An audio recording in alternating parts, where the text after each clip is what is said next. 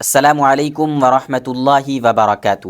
معزز ناظرین و سامعین، ایک بھائی کا سوال ہے کہ اگر زخم پر پٹی یا پلاسٹر وغیرہ چڑھا ہوا ہے تو وضو اور غسل میں اس کے دھونے یا اس پر مسح کرنے کا کیا طریقہ ہے؟ تو آج کی اس ویڈیو میں آپ لوگوں کے سامنے پریکٹیکل کر کے اس مسئلے کو کلیئر کروں گا۔ دیکھیے، اگر آپ کے زخم پر کوئی پٹی بندھی ہوئی ہے اور اس پٹی کا کھول کر عضو کا دھلنا ممکن ہے، یعنی زخم پر پانی ڈالنے سے کوئی تکلیف نہیں ہوگی آپ کو، یا زخم کے بڑھنے کا بھی کوئی خطرہ نہیں، تو پھر اس جگہ کا دھلنا ضروری ہے، وہاں پر پانی پہنچانا ضروری ہے۔ اس کے بغیر وضو یا غسل صحیح نہیں ہوگا، ٹھیک ہے؟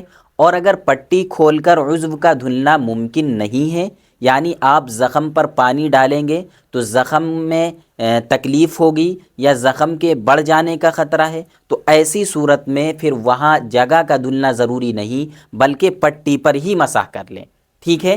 اور مسح کرنے کا کیا طریقہ ہے؟ مسح کرنے کا طریقہ یہ ہے کہ آپ ایک ہاتھ کو پانی سے تر کر لیں، بھگو لیں، اور پوری پٹی پر اس طریقے سے مسح کر لیں، پوری پٹی پر۔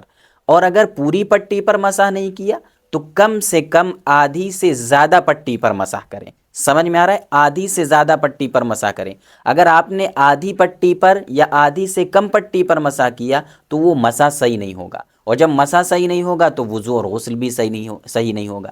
تو ضروری ہے کہ آدھی سے زیادہ پٹی پر مسح کریں، اور بہتر یہ ہے کہ آپ پوری پٹی پر اس طریقے سے مسح کر لیں اگر آپ کے کہیں زخم ہے اور اس پر پٹی بندھی ہوئی ہے، ٹھیک ہے؟ تو یہ مسئلہ تھا جو میں نے آپ لوگوں کے سامنے رکھا ہے۔ مجھے امید ہے کہ اب آپ کو یہ مسئلہ سمجھ میں آ گیا ہوگا اچھی طریقے سے۔ شیئر کیجیے گا اس کلپ کو، اور اگر کوئی مسئلہ معلوم کرنا ہے، کوئی سوال ہے تو کمنٹ باکس میں کمنٹ کیجیے گا۔ السلام علیکم ورحمۃ اللہ وبرکاتہ۔